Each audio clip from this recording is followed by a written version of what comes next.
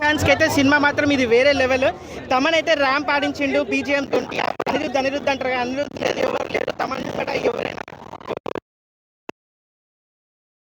Blood bath తోటి cinema మొత్తం నింపేసిండు.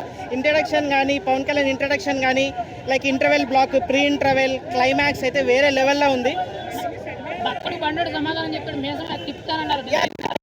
Already తిప్పేసిండు, మీసం తిప్పేసిండు. దాని గురించే బియడ్ కూడా పెంచిండు తమన్ బాయ్. సో బక్కోడు ఏం పని చేయడు ఇప్పుడు బండోడు ముంగట. లైక్ తమన్ ఈజ్ లైక్ వేరే లెవెల్ ఉంది. తమన్ బీజిఎం కానీ ఏదైనా కానీ తమన్ కి గుడి కట్టేయచ్చు. ఇప్పటి నుండి నందమూరి తమన్ కాదు, కొన్నిడేళ్ళ తమన్. ఏం లేదు, గ్యాంగ్స్టర్ మూవీస్ అన్ని ఇలానే ఉంటాయి. ప్రతి గ్యాంగ్స్టర్ మూవీకి మనం కంప్లీట్ గా స్టోరీ ఎక్స్పెక్ట్ చేస్తే అది గ్యాంగ్స్టర్ మూవీ అవ్వదు. సో ఇలానే కొంచెం ఫ్లాష్ బ్యాక్, ఫ్లాష్ డ్రాప్ అది కానీ కామన్ గా ఉంటుంది. సో మాస్ ఎలిమెంట్స్ అయితే ఎక్స్పెక్ట్ చేయొచ్చు. కంప్లీట్ ఎలివేషన్ మూవీ, ఫ్యాన్స్ కి అయితే ప్యూర్ స్టఫ్ ఫ్యాన్ మూవీ ఇది.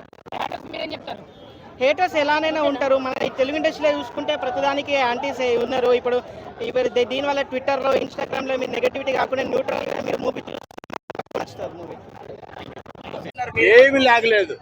సినిమా చూడండి, సినిమా చూస్తే లాగ్ ఉంటుంది. మీరు చూడకుండా ఎట్లా చెప్తున్నారు? సినిమా ఎక్సలెంట్ గా ఉంది. సినిమా అంటే ఎమోషన్స్ అన్నీ ఉన్నాయి. ఎమోషన్స్ లేకపోవడానికి సెంటిమెంట్ ఉంది, ఫ్యామిలీ ఉంది, ఇంకా నరుకుడు ఎరగొట్టుడే. ఇంకేంటి కావాల్సింది? ఎలివేషన్స్ ఉన్నాయి. ఎవరు కావాలి? పండగే పండగ.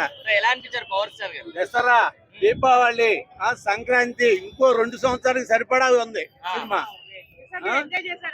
ఫుల్గా ఎంజాయ్ చేసాం. ఎంజాయ్ చేయడంలో అట్లా మాటలు లేవు, మాట్లాడతా లేవు సినిమాకి. ఇంకంతే.